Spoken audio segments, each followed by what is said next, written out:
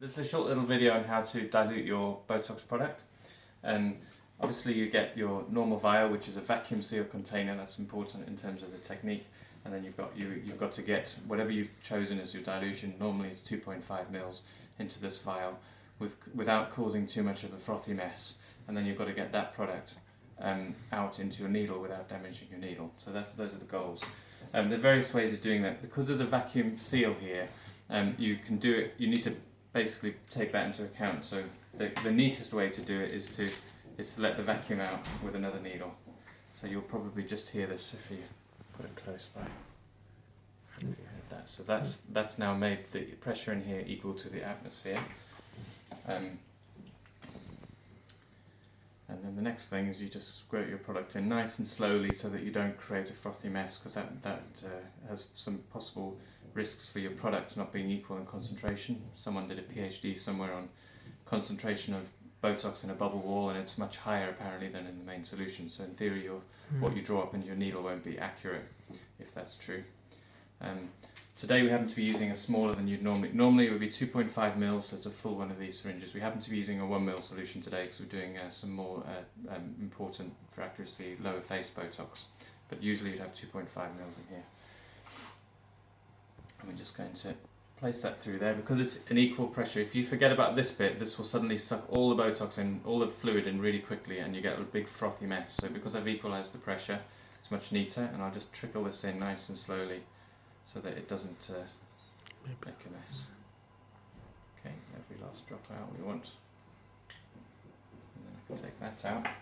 So the next stage is how do you get this into your needle without damaging the needle. So you may have noticed if you've done a few injections that when you inject the needle feels a bit crunchy, or even just a sense of vibration as you're sliding in instead of being a nice clean cut. And that's often because either you're putting the needle through the rubber bung, which is obviously normally fine, but what you should then do is switch the needle, but you can't do that on the BD syringes. So whatever you've put through there, you then inject your client with. So to make it less painful, I suggest you take the top off the product, and I do that with a little pair of pliers. The trick is not to use force, but just to grab the aluminium and tear the seal, rather than, if you grab the whole thing quite hard, you can break the glass, and then obviously you've got the risk of injecting glass. So just be gentle with it and twist the aluminium off. And that will then allow you to take this rubber off quite easily. And then if you pass me a little needle.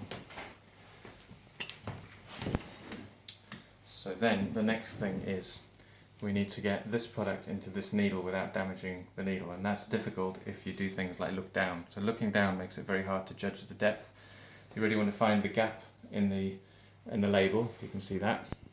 And you need to be able to see it, then tilt it towards you, because that gives you more room as well. So if I line this up like this, you need to be able to pull the plunger up on your syringe, either with your thumb, or some people do quite well with their finger. But this needs to be all lined up, tilted towards you. It's much neater if you lock your fingers together at this point, so that your hand's not kind of hovering above. So lock your fingers together just by resting them together, and look through the gap. See the needle underneath the water and the meniscus. If you don't do that, you get bubbles in your syringe, and then you draw up nice and slowly exactly what you need. There's a bit of a delay because of it's a small bevel needle, so you can create a vacuum, and if you lift up before it's filled up, you'll also get loads of bubbles in. So hopefully nice and slow, and fill it up like that. And that needle has not touched anything except the meniscus, and it will be nice and sharp for your client, and that's how to get the best possible needle before you start injecting. Okay, thanks.